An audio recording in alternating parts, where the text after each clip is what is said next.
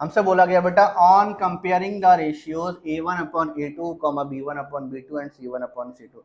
इस क्वेश्चन में बेटा जो मैं सॉल्यूशन लिखवाने जा रहा हूं वो सॉल्यूशन अगले वाले क्वेश्चन का भी है। सेम शुरुआत करोगे आप, इसको बहुत ध्यान से समझना। क्वेश्चन बहुत सिंपल क्वेश्चन है, 2-4 मिनट में खत्म होने वाला क्वेश्चन है। हमसे बोला गया कि हमें जो इक्वेशन दी गई इसमें 3 इक्वेशन चेक करो।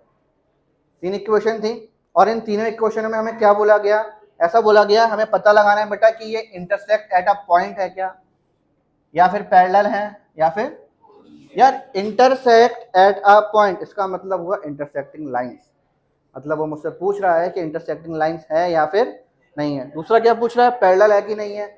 यार आज की क्लास में सबसे पहले मैंने तुम लोग को यही समझाया था कि हमारे पास इसमें बेटा 3 कंडीशंस होती हैं। 3 कंडीशन कौन कौन सी थी, एक इंटरसेक्टिंग लाइन, एक कोइंसिडेंट लाइन और एक पैरेलल लाइन। मैंने बताया था कि बेटा ये याद कर लेना अच्छे से, ये अच्छे से याद होना चाहिए। चलो कोई बात नहीं, आज की क्लास में याद नहीं है लेकिन नेक्स्ट क्लास में सारे बच्चों को याद होना चाहिए। अभी मैं तुम लोगों की हेल्प करूंगा। हाँ, अब इसमें से कोई भी एक क्वेश्चन उठा लेते हैं। मान लो पहला वाला क्वेश्चन मैंने उठा लिया, सारे क्वेश्चनों की शुरुआत सेम होगी, हर क्वेश्चन ऐसे ही करोगे, इसके बाद वाले क्वेश्चन की शुरुआत भी सेम होने वाली है। क्वेश्चन में जैसे इक्वेशन लिखी हुई है 5x - 4y + 8 = 0, ये पहली इक्वेशन। 7x + 6y - 9 = 0, ये कौन सी इक्वेशन हो गई। अब यहाँ लिखोगे बेटा ऑन कंपेयरिंग गिवन इक्वेशन, जो हमें इक्वेशंस दी गई हैं, जो इक्वेशंस हमें दी गई हैं इसको हम किससे कंपेयर करने वाले हैं, a1x + b1y + c1 = 0, a2x + b2y + c2 = 0, ये कौन सी इक्वेशन हो गई। तो हमारे पास अभी इन दोनों इक्वेशन जब बेटा कंपेयर करोगे तो देयरफॉर a1 की वैल्यू कितनी है 5, b1 की वैल्यू और c1 की वैल्यू, ऐसे बेटा a2 की वैल्यू, वेरी गुड, b2 की वैल्यू, c2 की वैल्यू, ठीक है। अब इसके बाद आगे देखो, इसके बाद बेटा आगे देखो,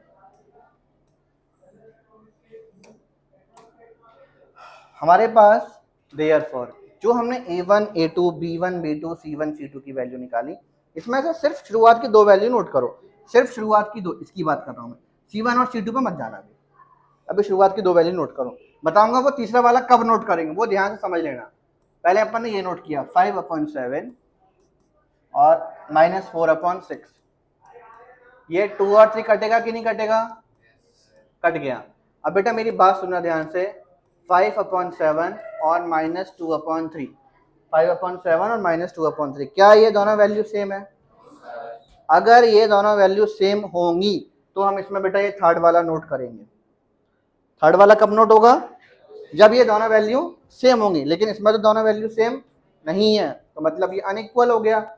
और अब ये शुरुआत की 2 अनइक्वल है तो इसका मतलब क्या हो गया, इट मीन्स सुनो बेटा a1/a2 does not is equals to, और अगर a1/a2 does not is equals to b1/b2 होगा, इसका मतलब क्या हो गया कि given equations are intersect at a point. हम क्या लिखेंगे, therefore given equations are intersect at a point, ये आंसर है। समझ में आ गया अच्छे से, समझ में आ गया ना अच्छे से, ठीक है। इसके बाकी क्वेश्चन कर पाओगे, बाकी क्वेश्चन में सेम ही शुरुआत होगी ऑन कंपेयरिंग गिवन इक्वेशन करके, a1 a2 सारी वैल्यूज वगैरह लिख देना और आंसर लिख देना।